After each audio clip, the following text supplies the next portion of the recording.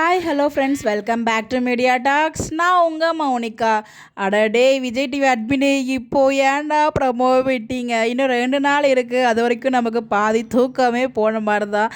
So Sunday promo விட்டாலும் at least இன்றைக்கி இன்னும் ஒரு 24 ஹவர்ஸ் 48 ஹவர்ஸ் அப்படிங்கிற ஒரு ஹவர்ஸ் கணக்கு மட்டும் தான் இருக்கும். அப்புறம் டே மார்னிங் ஆகிடும். நம்ம வந்து ஒரு மார்னிங் ஒரு ஃப்ரெஷ்ஷாக வந்து எபிசோட்ஸும் பார்த்துருவோம். பட் ஆனால் இன்றைக்கி எதுக்கு ரிலீஸ் பண்ணாங்கன்னு நமக்கு தெரியல. அது ஒரு பக்கம் ஹாப்பியாக இருந்தாலும் இன்னொரு பக்கம் வந்து ஏன் இப்போவே பண்ணாங்க அப்படின்ற மாதிரி இருக்குது. ஏன்னா அந்த ஒரு இன்ட்ரெஸ்டிங் நாட்கள் வந்து நம்மளுக்கு அதிகமாகிட்டே இருக்கு இல்லையா? ஸோ எப்படி கொண்டு போக போகிறாங்க அப்படின்னு சொல்லிட்டு, ஸோ இன்னும் இவ்வளோ நாள் வெயிட் பண்ணணுமா அப்படிங்கிற மாதிரி நமக்குள்ளே வந்து ஒரு மாதிரி ஒரு கஷ்டமான ஃபீலிங்கும் இருக்கும். அதனால தான் நான் கேட்டேன், எத்தனை பேர் வந்து இந்த மாதிரி ஃபீல் பண்ணீங்கன்னு சொல்லி சொல்லுங்கள். பட் எனிவேஸ் அந்த ப்ரோமோ விட்டுட்டாங்க. அப்போ சண்டே ப்ரோமோ விட மாட்டாங்களா அப்படின்னு கேட்டால் அது டவுட் தான். வந்தாலும் வரும், இல்லை இதே ப்ரோமோ வந்தாலும் வேறு ப்ரோமோ விடுவாங்க, அப்படின்னா இதே ப்ரோமோ விட்டாலும் வரதுக்கு பாசிபிள் இருக்குது. தெரியல, சண்டே தான் பார்க்க முடியும். பட் ஆனால் குட்டி வீக்காக வர போகிறாங்க. அது ரொம்ப ரொம்ப ஹாப்பியாக இருக்குது. ஸோ அது குட்டி வீவா இல்லை காவா இல்லை குட்டி வீக்கா 2 பேரும் சேர்ந்து வர போகிறாங்களான்னு நமக்கு தெரியல. ஸோ ஏதோ ஒரு சர்ப்ரைஸ் ஏதோ காத்துட்ருக்கு.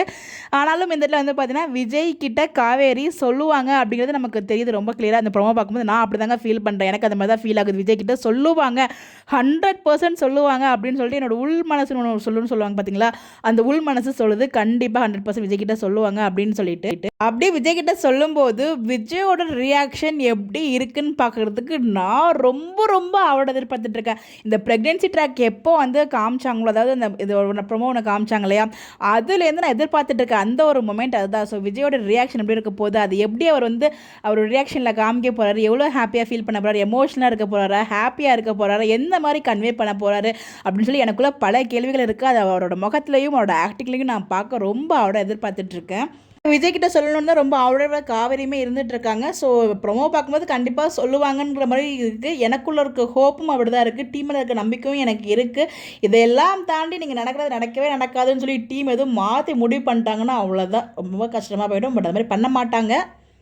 விஜயோட அந்த ஒரு பர்ஃபார்மன்ஸ் பார்க்குறதுக்கு ஐ ஆம் வெயிட்டிங். அந்த மொமெண்ட்டில் தான் நான் காத்துட்ருக்கேன். பார்ப்போம் எந்த மாதிரி ட்ராக் கொண்டு போகிறாங்கன்னு சொல்லிட்டு. ஸோ எந்த வீடியோ பார்த்துட்டு இருக்க உங்களுக்கு என்ன தோணுது? விஜய் கிட்ட சொல்லுவாங்களா, சொல்ல மாட்டாங்களா? விஜயோட ரியாக்ஷன் எப்படி இருக்கும் அப்படிங்கிறத மறக்காமல் கமெண்ட்டில் சொல்லுங்கள். Bye bye.